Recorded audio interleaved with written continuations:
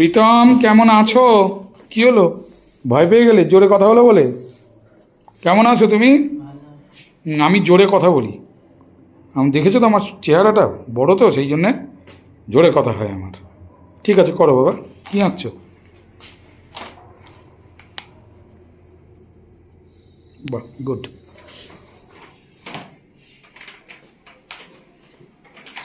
রিয়া অঙ্ক হচ্ছে?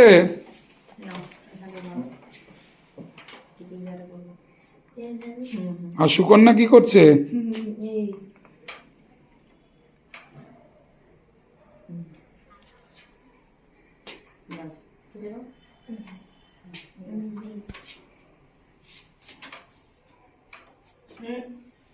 এটা